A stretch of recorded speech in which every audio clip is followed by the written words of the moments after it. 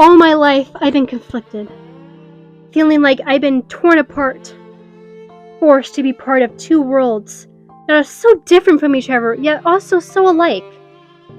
And today I must choose one. Today I must decide. What movie do I like more? Tarantula or them?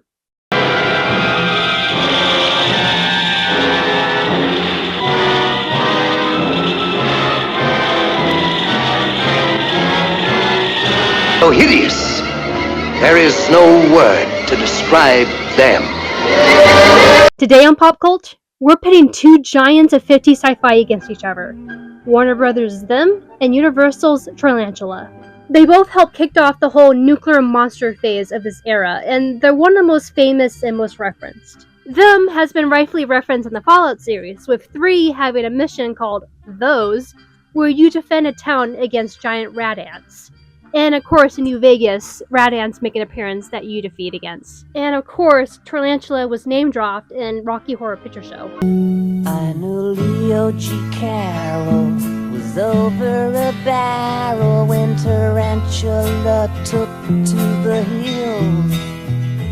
Watching these two movies back-to-back again really gets me all happy, because they really are the quintessential sci-fi B-movie from the 50s that I just really love.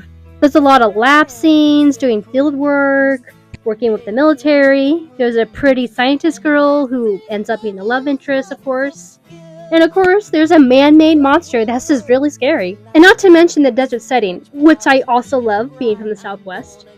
It's atmospheric, creepy, and most importantly, cheap to film at. Gives me ideas for doing my own monster flick. Okay, sure, these weren't the A movies of their studios during the day. They didn't even have color. But a lot of talent was put into this, or at least talent was discovered because of these movies. Leonard Nimoy makes an appearance, as well as Fess Parker. In fact, Walt Disney watched this movie and knew Parker had to be Davy Crockett.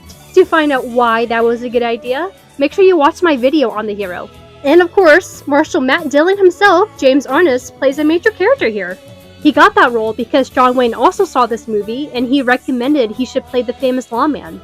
Yet again, God bless John Wayne. Oh, and they also have Sandy Claus here. Tarantula was directed by Jack Arnold, who did 2 other famed sci-fi movies. It Came from Outer Space and The Creature from the Black Lagoon. 2 movies that I also very much love. I think it should also be worth mentioning that Clint Eastwood appears in this movie as a jet pilot, and the leading lady was played by beautiful model Mara Corday, who actually died this year. She was 95. Rest in peace, you beautiful woman. Rest in peace. Now we begin actually pitting these 2 movies against each other. And right away, I have to say, 1 point has to go to Tarantula, because that's the one with the better film poster. Yeah, it's petty, but posters are really important for film, especially these type of sci-fi movies. And just look at the Them poster versus the Tarantula one. I like the Them poster, but Tarantula just has a lot more detail, and I kind of like the semi-real look to it. It's pretty scary. Not to mention, it was drawn by Ronald Brown, who also did other iconic movie posters. So yeah, that gets a point.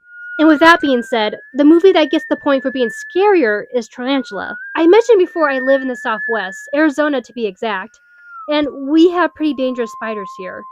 Black widows, and of course, tarantulas. Yeah, there are spiders out there I'm not really spooked by. I think they're kind of cool and even kind of cute. But these crawlers, I just view them as demon monsters. So you can imagine how I feel in seeing a giant one on film. It's just my worst nightmare come to life.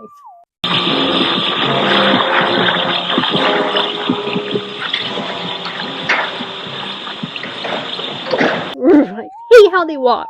But it is worth mentioning that in Them, they are dealing with a whole colony of ants. A colony that wreaks havoc from New Mexico to Texas and the tunnels of LA. The ants are even creepier with that call they do. It's like one of those EAS sirens.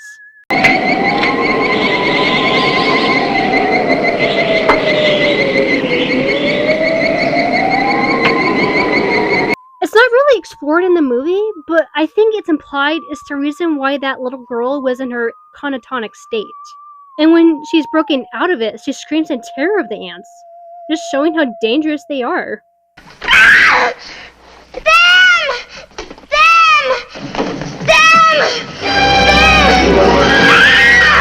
Which brings us to a very important topic for this genre of film, the special effects. Tarantulas is pretty impressive using mats of real footage of a spider on top of miniatures to make it all the more real.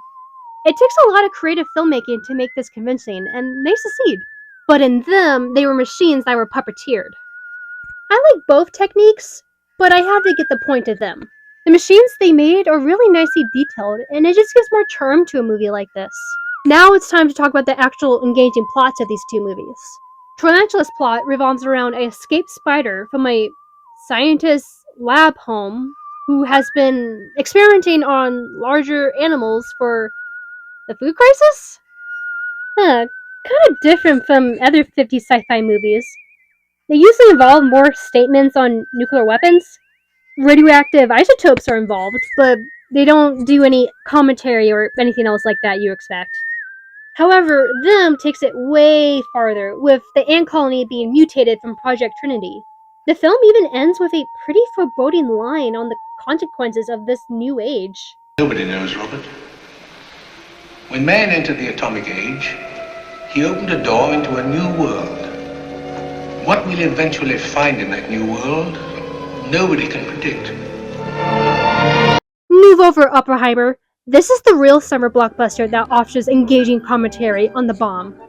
For that alone, I give this movie 1 point. Tarantula just kind of ends abruptly with the spider being napalm and that's it. I know a lot of movies back then just ended suddenly, but I think they could have added more. Now that we're tied, and I don't want to be a fence sitter, we need a tiebreaker. Just overall vibes and feels of both of the movies. And with that, I think I have to get the point to them. At the end of the day, I like both a lot. But them, I prefer. Hear me out. It's much more larger scale with a lot more monster threats, and it proposes more danger to the world of the film. For my 50s sci-fi monster film, I wanted to be out there and fully embrace its abilities and genre, and them just delivers more. But at the end of the day, both of these movies have and still continue to inspire me to make a movie just like this. So I think that's all that really matters. So if you're looking for a new double feature to watch during the summer, tell me, which one of these do you prefer? What flick do you think is better? Thank you very much for watching this very important episode of Pop Cult. If you like what you see and you want more, make sure you like, share, and subscribe. And make sure you follow me on my Twitter, it's pretty fire, and so is my Instagram, because that's where I post my art. And until we meet again, stay gold. There's spiders here, right? Right? There's spiders here? I just want to make sure. Ugh, I hate spiders.